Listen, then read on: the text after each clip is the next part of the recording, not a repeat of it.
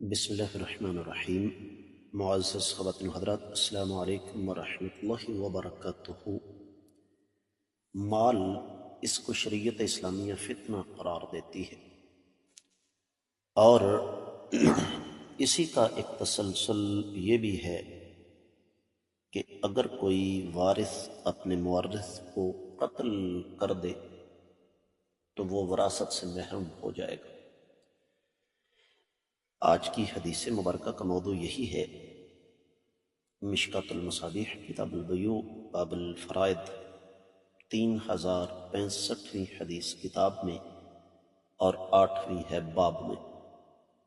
الفاظ سماعت فرمائیے گا۔ وعن ابی ہریرہ رضی اللہ تعالی عنہ قال قال رسول اللہ صلی اللہ علیہ وسلم القاتل لا يرث، رواہ الترمذی وابن ماجہ۔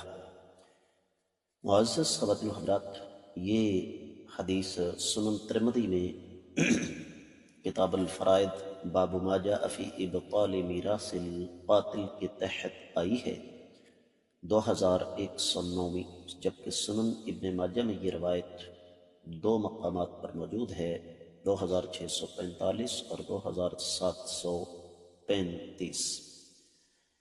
اور میں یہاں آپ کی خدمت میں عرض کر دوں کہ اس حدیث کے حسن اور ضعیف ہونے کے بارے میں اہل علم کے درمیان سخت اختلاف ہے، کیونکہ عموماً اس کی ہر سند میں اسحاق بن ابی فروہ ایک راوی ہیں جن پر اہل علم کہتے ہیں کہ جرح ہے، اور یہ کہ یہ متروک ہے۔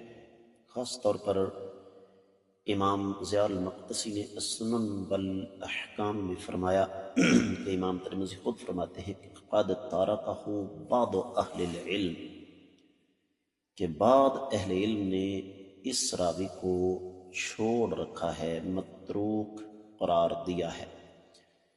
اس میں کسی قسم کا کوئی شبہ نہیں ہے کہ اس راوی پر جرح جو ہے وہ بڑی سخت ہے، لیکن میں آپ کی خدمت میں یہ بات عرض کر دوں کہ بعض اہل علم اس روایت کو صحیح تک قرار دیتے ہیں، جس طرح کہ شیخ البانی رحمۃ اللہ علیہ نے صحیح سنن ابن ماجہ، صحیح سنن ترمذی وغیرہ میں اس کو صحیح قرار دیا۔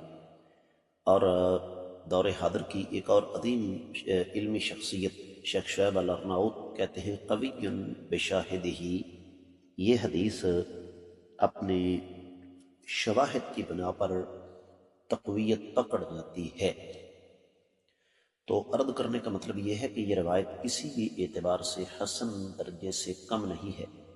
ترجمے کی طرف بڑھتے ہیں، اور ترجمہ اس کا کچھ یوں بنتا ہے کہ سیدنا ابو ہریرہ رضی اللہ تعالیٰ عنہ سے روایت ہے کہ اللہ کے رسول صلی اللہ علیہ وآلہ وسلم نے ارشاد فرمایا کہ قاتل وارث نہیں ہو سکتا۔ معزز خواتین و حضرات، جب کسی حدیث پر تبصرہ کیا جاتا ہے تو صرف اس کی سند کو نہیں دیکھا جاتا، بلکہ ساتھ متن کو بھی مد نظر رکھا جاتا ہے۔ تو اس حدیث کے متن پر اگر آپ غور کریں تو ہمیں یہ بات اچھے طریقے سے سمجھ آ جائے گی کہ قاتل وارث کیوں نہیں ہے۔